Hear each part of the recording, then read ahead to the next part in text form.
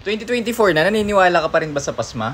Or paminsan nahihilo ka kapag yumuyo ko or natitigil during game?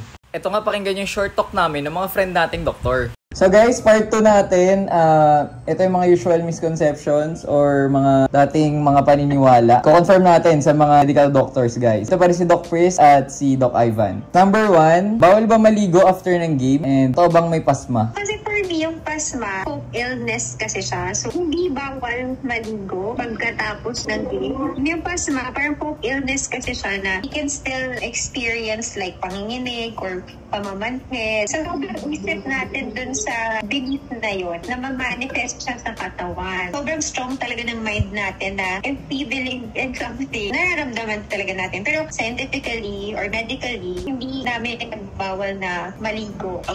Honestly ako, naniniwala ako sa pasma dati. Alam mo yung sinasabi ng matatanda na maligo kasi pagod. Pero sa mga medical books kasi wala talagang pasma. Kung alam ko may translation din sa English. Hindi siya talaga totoo. Number 2 guys, kaya daw nahimatay si athlete, yung 17 years old. Dahil yumuko siya, pumulot siya ng bola, tapos pagod na pagod siya. Pag yumuko ka, na super pagod ka, pwede ka bang mahimatay? Ganun. Iba minsan nga, pag galing ka ng jogging or running, huwag ka daw upo agad, mga ganon. After exercise, no, tapos bigla kang tumigil, yung nagkukos ng syncope or yung pagkahimatay. No? So pagkatigil mo, tapos bigla ka nag-change ng position, pwede kasi magkaroon ng tinatawag na pagbaba ng blood pressure. Kasi diba sanay siya na parang kukapak na siya kasi nga pagod ka na. Bigla kang tumigil. So biglang mawawala ng volume yung pump ng blood sa buong part. So yung brain mo, hindi rin nalagyan ng flow, mahihimatay ka talaga. So pagkatigil niya, hihinga ka kasi ng mabilis. So naboblow off mo yung tinatawag natin na carbon dioxide. So pag wala ka kasi nun,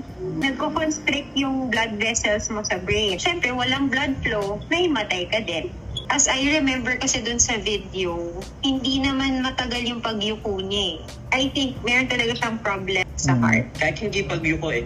Basta sudden movement. Ito na lang last guys. At bakit important ang rest day sa badminton? Yung iba kasi, everyday kong mag-training. Siguro in everything that we will do, important naman talaga yung rest. Kasi iba-iba kasi yung bawat tao eh. May ibang tao na endurance sila, resistance nila. Pero yung rest kasi, kahit sa kanino, important kasi minsan pag na-overuse yung mga muscles mo o kaya wala ka enough rest, so makuha mo yung point na yung muscles mo ay pagod na pwede siyang mag-cramps. Baka kasi hindi talaga maglaro. So wala tayong magagawa. Depende nga sa endurance na na-build nila sa katawan nila. Mukhang nag-adjust na. I firmly believe na kailangan talaga ng active rest disease para mag-heal. Dapat alam niyo yung sarili niyo. Thank you so much po, Doc Ivan, Doc Chris. Kahit busy kayo.